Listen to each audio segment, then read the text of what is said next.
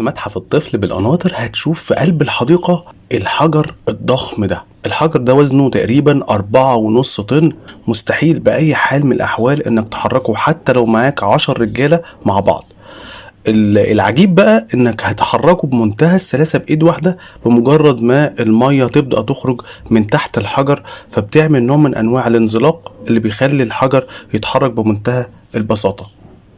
نعرف ايه تفاصيل الحجر ده، عشان كده يبقى معانا مدير المكان المهندس عزت. النموذج ده كله كده على بعضه احنا جايبينه هو والقاعده بتاعته اللي هي هو وزن الكره نفسها 4 طن ونص، جايبينها من كوستاريكا.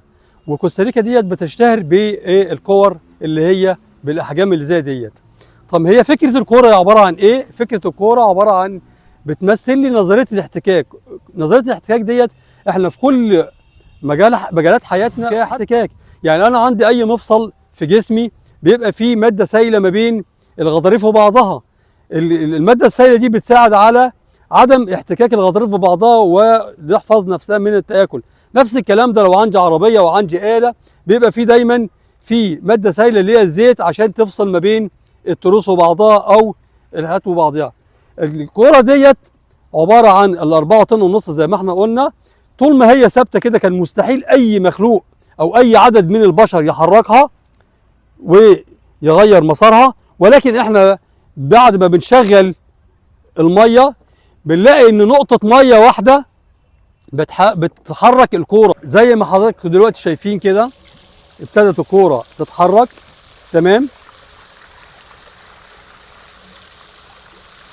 زي ما حضراتكم شايفين، وبيقدر ان ممكن الطفل نفسه يقدر يغير مسار الكرة وهي بتلف. يعني هي كرة بتلف في الاتجاه بتاعي، فانا ببتدي اوقفها تمام واغير مسارها في الاتجاه المعاكس. ده بتمثل لي نظرية الاحتكاك نتيجة قوة دفع المية اللي هي موجود ما بين الجسم اللي حامل على الكرة والكرة ذات نفسها. فبيحصل هنا ان الكرة بتبتدي تلف في المسار اللي انا عاوز اوجهها فيه. طيب احنا هنا المتحف الطفل اللي هو حاليا اسمه المركز الثقافي لعلوم الميه. المتحف ده بيقام على مساحه 8 فدان، بيتخلله حديقه فيها 29 نموذج تمام، من ضمنهم النموذج اللي احنا واقفين قدام منه ده الكره الجرانيطيه. وعندي بعد كده متحف اللي هو في الاساس بيحتوي على كل النماذج العلميه اللي هي بتتكلم على نظريات الطبيعه، اللي هي عباره عن نظريه فيثاغورس، وعندي حركه الكواكب، وعندي غرق السفينه، وعندي الضوء، وعندي كميه من النماذج العلميه اللي بيتفاعل معاها الطفل بشكل عملي وتفاعلي. الحديقه ديت اللي هي مقيمه على 8 فدان.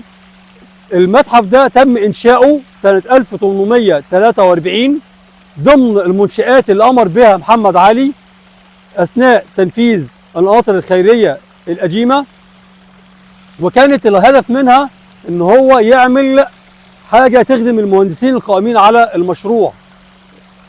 بعد الانتهاء من تنفيذ القناطر الخيريه هم حبوا يوثقوا كل المشروعات اللي هي تم تنفيذها على المجاري المائيه، فابتدوا يجيبوا كل وسائل الري من القديم للحديث ويحطوها في المتحف عشان يبقى ده توثيق لكل المنشآت اللي تم تنفيذها او كل النماذج اللي تم استخدامها من المصري القديم لحد الوقت اللي هو تم انشاء فيه المتحف.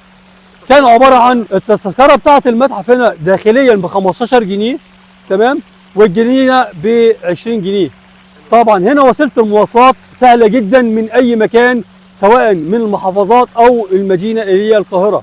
لو انا جاي من المدينه عندي مجموعه ميادين زي الجيزه وزي التحرير وزي العتبه.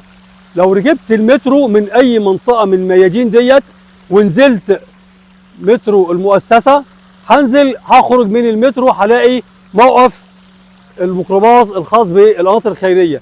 هركب اي ميكروباص من هناك هاجي القناطر الخيريه، هنزل الميدان بتاع القناطر، ومن الميدان هركب توك توك 3 دقايق بالظبط هكون في الحديقه داخل المتحف.